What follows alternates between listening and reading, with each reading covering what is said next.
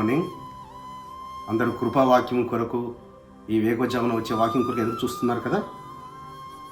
ఈ దినమ వాక్య భాగము యెషయా గ్రంథము 58వ అధ్యాయము 10వ వచనం. చీకటిలో నీ వెలుగు ప్రకాశించును, అంధకారము నీకు మధ్యాహ్నం వలె నుండును. సో నీ చీకటిలో కూడా నీ వెలుగు ప్రకాశింపజేస్తానని పరలోకపు తండ్రి అయిన యెహోవా యెషయా ప్రవక్త ద్వారా ఇజ్రాయెలుతో మాట్లాడుతున్నాడు. ప్రతి వాగ్దానము, ఇజ్రాయెలుతో మాట్లాడే వాగ్దానము ఈ కడవరి దినముల యందు యెహోవా మెస్సియా ద్వారా మనకు అదే వాగ్దానం. ఎందుకంటే ఒకప్పుడు మన చీకటి బ్రతుకులు, మనము చీకటి వారంగా ఉన్నాము, చీకటి సంబంధికులంగా ఉన్నాము. కానీ ఆ వెలుగైన ఆ యెహోవా నీ కొరకు నా కొరకు ప్రాణం పెట్టి మనల్ని చీకట్లో నుంచి ఆశ్చర్యకరమైన వెలుగులోకి నడిపించాడు.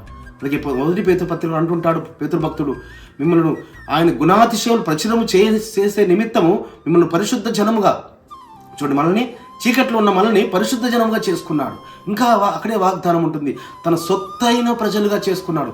ఎంత గొప్ప భాగ్యము మరి. కానీ అక్కడ యెషయా ప్రవక్త ద్వారా మాట్లాడుతున్న మాటలు ఏంటంటే, మీరు ఉపవాసం ఉండి మీరు ప్రార్థన చేస్తున్నారు, కానీ మీ జీవితాలలో చీకట్లే ఉంటున్నాయి.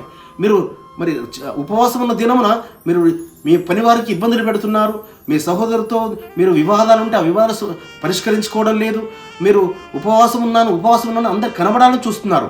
కానీ యెహోవా మెస్సియా ఏం చెప్పాడు కొండ మీద ప్రసంగంలో, మీరు ఉపవాసం ఉన్నప్పుడు రహస్యమందు చూచే ఎలోహిము కనబడినట్లుగా మీరు గదిలోకి వెళ్ళి మీరు తలుపు వేసుకొని మీరు ప్రార్థన చేయండి, మీరు మంచి స్నానం చేసి మాటికి ముఖం కడుక్కోమని అని చెప్తా. అంటే ఉపవాసం ఉన్న రోజు ఫ్రెష్గా ఉండాలి, మన ముఖాలు వెలుగు సంబంధికుల వలె ఉండాలి.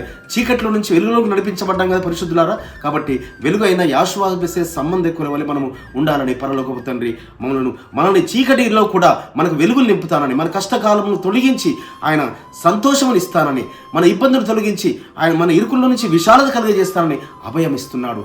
వెలుగు మన పైన ఆయన ప్రకాశింపజేస్తున్నాడు. కాబట్టి ఈ మాటల చేత ఆదరించబడాలని పరలోకపు తండ్రి ఆయన వెలుగు మీ మీద ప్రకాశింపచేయాలని నజరేయుడైన యెహోవా నామమున స్తుతించి వేడుకుంటున్నాము తండ్రి. ఆ పరలోకపు తండ్రి అయిన యెహోవా మెస్సియా సన్నిధి నుంచి శాంతి, సమాధానము, కృప మీకు తోడుగా ఉండి బలపరచునుగాక.